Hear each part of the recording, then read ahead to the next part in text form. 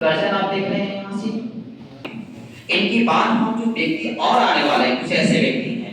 Lipton तो साथ में उल्टा था एकदम। लिप्टन का एकदम विभिन्न था। अब जिन्हें कहानी हम शुरू करते हैं। देखिए, कहानी जब घुस के पढ़िएगा उसमें तब मजा आएगा। अब ऐसे जैसे पढ़िएगा तो रटना पड़ेगा आपको, इसी पूरा रटना पड़ेगा यहाँ से, समझ में नहीं आएगा। अब इतना पटाना, इतना खूबसूरती देख रहे हैं इंडिया में इनका। कहानी पढ़िएगा, जब भारत का विद्रोह हुआ था अच्छा लगेगा कि चलो इसी से सुना तो ये व्यक्ति को याद था। एक बार असामो रकम था लिप्टन। आइए यहाँ से स्टार्ट करते हैं कहानी को। एक बार में पूरी कहानी को बोलते जितना हम बोले एडजस्ट भी बात करें यहाँ पे लॉर्ड रिपन साहब। तो लॉर्ड रिपन का जो देख रहे हैं शासनकाल है 1880 से 1884। ये वायसराय के पद पे आते हैं भारत में, लेकिन इससे भी पहले यहाँ पे इनका भारत के सचिव बन चुके हैं 1866 से 1868 के बीच में। इनका जन्म 1827 में। कहा जाता है कि जो इंग्लैंड है, इंग्लैंड में दो तरह की पार्टियां चल रही थी। एक पार्टियां था लेबर पार्टी, एक था रिपब्लिक पार्टी। लेबर पार्टी में कैसे व्यक्ति थे? उदारवादी व्यक्ति, मतलब मेहनती व्यक्ति इसमें शामिल थे। मेहनती व्यक्ति, उदारवादी व्यक्ति इसमें शामिल थे। कैसे व्यक्ति? उदारवादी। बात करें यहां से उदारवादी, उदार व्यक्ति शामिल थे। उसी में से आते हैं कौन? लॉर्ड रिपन साहब आते हैं। लॉर्ड रिपन जब वायसराय बन जाते हैं तब यहाँ पे सबसे पहले कहते हैं कि हम जनगणना करना चाहते हैं कि भारत में जनगणना क्या है। तब इसके पहले जब गौर आता है कि हमसे भी पहले जनगणना हो चुका है ऑलरेडी एक बार 1872 में लॉर्ड में शासनकाल में। पता चला कि उसमें 20% लोगों को गणना हुआ नहीं हुआ था। तब इन्होंने कहा कि जनगणना कंटिन्यू कर दीजिए। यहाँ पे थोड़ा से देख लेते हैं। 1872 में लॉर्ड में शासनकाल में जनगणना पहला होता है, 81 में नियमित है, रिपन के समय में 21 में जागीरदारित है, 12 विभाजन 21 में, छोटा विभाजन 51 में। अब यहाँ से इनका नजर था सबसे पहले जनगणना करना। इन्होंने 1881 में नियमित जनगणना कराया भारत में। जनगणना कराने के बाद उन्होंने कहा कि फैक्ट्री अधिनियम जो देख रहे हैं उस फैक्ट्री अधिनियम को लाया जाए। फैक्ट्री अधिनियम में शर्त ऐसा था इसमें कि 7 वर्ष से कम जो बच्चे हैं उनको काम पे नहीं लगाना है।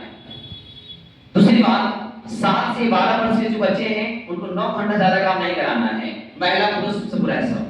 लेकिन यहाँ पे जो मिल मजदूर के जो लोग हैं उनके लिए एक समय निर्धारित करते हैं, इस समय में आपको काम करना है। लेकिन ये जो फैक्ट्री अधिनियम है चाय के लिए, कॉफी के लिए, नील की खेती के लिए नहीं है। इसमें नॉर्मल है ना कि चाय वगैरह कोई अगर तोड़ देगा, कोई तो चौकी बड़ा काम नहीं है। ये कर दिया। अब इनके बाद नजर आता है यहाँ से एक्ट आता है बांकुरा प्रेस एक्ट, जो यहाँ पे लॉर्ड लिटन साहब ने लाया था 1870 में। उस प्रेस को, स्वतंत्रता को जो था वहां पे बैन कर लिया था। फिर से हम कहते हैं कि बांकुरा प्रेस एक्ट को क्या कर देंगे? समाप्त कर देंगे। 1882 में प्रधानमंत्री इंग्लैंड के ग्लैड ऑस्ट्रेलिया के नेतृत्व में वहां के मोहर लगा और बांकुरा प्रेस एक्ट यहाँ पे समाप्त कर दिया गया। अच्छा कार्य हो गया यहाँ पे। अब इनका मन करता है कि आर्थिक विकेंद्रीकरण करें। पैसा का जो लेन देन है हर राज्य में देखते हैं अपने मुताबिक क्या किया जाता है। तब यहाँ पे आता है आर्थिक विकेंद्रीकरण करते हैं पैसा से। बोलते हैं केंद्र राज्य और केंद्र राज्य को मिलाकर। बात करें यहाँ पे कहते हैं कि केंद्र में सीमा से, रेलवे से, डाक से, टकसाल से जो आता पैसा वो सब केंद्र का है। राज्य में जेल से बोलेंगे, मुद्रण से बोलेंगे, तरह तरह जितना सारा चीज सब यहाँ से मिल जाएगा। केंद्र से बोलेंगे जंगल है, अखबारी है, बोलेंगे अबकारी, बोलेंगे शराब वाला, ये सब यहाँ से आ जाएगा।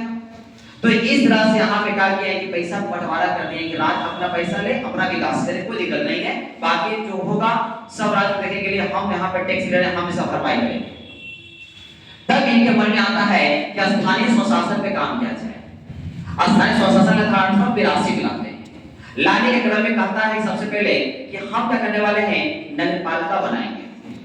एक तरह से शहर टाइप में, जैसे है ना पटना क्या है नगर निगम, बोले कि अब एक नगरपालिका बनाएंगे। नगरपालिका कहाँ बना? मद्रास में 1882। इन्होंने कहा कि नगरपालिका तो हम बना रहे जरूर है, लेकिन यहाँ पे कोई भी कंपनी का आदमी उसमें शामिल नहीं रहेगा। बड़ा बढ़िया काम किया, कोई भी कंपनी का आदमी उसमें शामिल नहीं होगा। फिर बोलते हैं कि भूमि में जो टैक्स जो आप दिया जा रहा है वो भूमि का टैक्स हम एक करने वाले हैं। जैसे आप देखे होंगे बहुत तरह का टैक्स था, अप्रत्यक्ष कर, सबको मिलाकर जीएसटी कर दिया गया।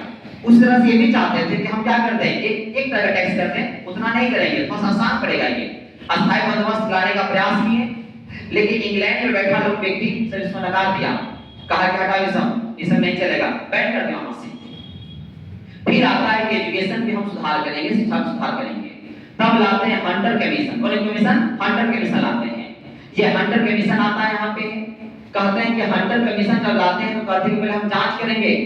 आप ही ना लाए थे फूड स्पेस 1854 में, ये जो 1854 में आता है, 1854 में कहते हैं कि 1854 में लाए थे एजुकेशन पे, उसको हम पहले देखेंगे कि आपका फूड स्पेस आगे है क्या।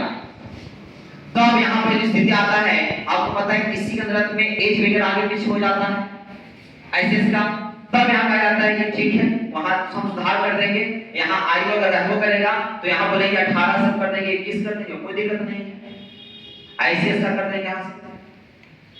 अब यहाँ पे कहा गया कि हम प्राथमिक शिक्षा पे काम करेंगे। प्राथमिक शिक्षा खासकर अगर कोई अगर पढ़ना चाहता है तो पढ़ाएंगे, व्यवसाय करना चाहता है तो हम उसको ये भी करवाएंगे। फिर खास करके यहाँ पे महिला के एजुकेशन पे ध्यान देने का भी काम कर दिया गया। इस तरह का काम इनका था। फिर यहाँ पे कहानी मोड़ आता है और यहाँ पे कहा जाता है कि यहाँ पे इरवर्ट बिल है। इरवर्ट बिल का मतलब ये है कि एक न्यायालय है और न्यायालय में न्यायाधीश बैठा हुआ अंग्रेज है। कौन है? अंग्रेज बैठा हुआ है। और अंग्रेज का मतलब है कि कुछ भी अगर निर्णय आता है, भारतीय और अंग्रेज दोनों अगर वहां पे जाते हैं तो अंग्रेज को कितनों बड़ा अगर क्राइम किया है सजा को माफ किया जाता था, लेकिन यहाँ पे भारतीय छोटा मोटा भी क्राइम किए हैं तो सजा दे दिया जाता था। जिसके कारण यहाँ पे कहा गया कि ये सही चीज नहीं है।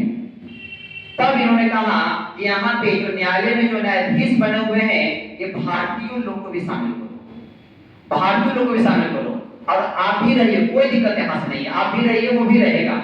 लेकिन इस बात का सूचना मुहर कहां से रहेगा? इंग्लैंड से। लेकिन इंग्लैंड में जब बात जाती है तो इंग्लैंड इसको नकार जाता है कि भारतीयों को हम नहीं रखेंगे। अब काला आदमी गोरा आदमी का फैसला करेगा? नहीं करेगा ये फैसला। तब ये बिल यहाँ पे बेचारा यहाँ पे इरवर्ट बिल यहाँ पे फेल हो जाता है। तब यहाँ पे मामला फिर आता है धीरे धीरे मिस्र पर आकर हमला होता है 1884 में, जिसके नेतृत्व में इंग्लैंड के प्रधानमंत्री हैं, नाम है ग्लैडस्टोन। जब वहां पे हमला होता है तो ये सिफारिश भेजते हैं भारतीयों यहाँ पे लॉर्ड रिपन के पास कि भारतीय सेना को मेरे पास भेजिए आप। भारतीय सेना को भेजिए, मार हो गया। कहता है कि भाई बताइए मार आपके है मिस्र में, इंग्लैंड वन ने, मिस्र वन ने, भारत वन ने, भारतीय सेना क्या करेगा यहाँ से? ये कहते हैं कि भारतीय सेना यहाँ से नहीं जाएगी, भारतीय सेना यहाँ से नहीं जाएगी। ये नकार जाते हैं भारतीय सेना जाएगी तो नहीं जाएगी भारतीय सेना। तब इनको बहुत प्रताड़ना हो जाता है, इंग्लैंड के दूसरी बहुत होता है। तब ये गुस्सा मार के 1884 में एक पद को त्याग करते हैं कि हम इस तरह का वायसराय नहीं बनना चाहते हैं कि किसी के अंदर में रहे। और इस तरह से इनका जीवन काल यहाँ पे नेतृत्व जो वायसराय का काम रहा 1880-84 में ये समाप्त होता है। चलेगा एक बार फोटो अभी नहीं लीजिएगा, ठीक है, पढ़ ले।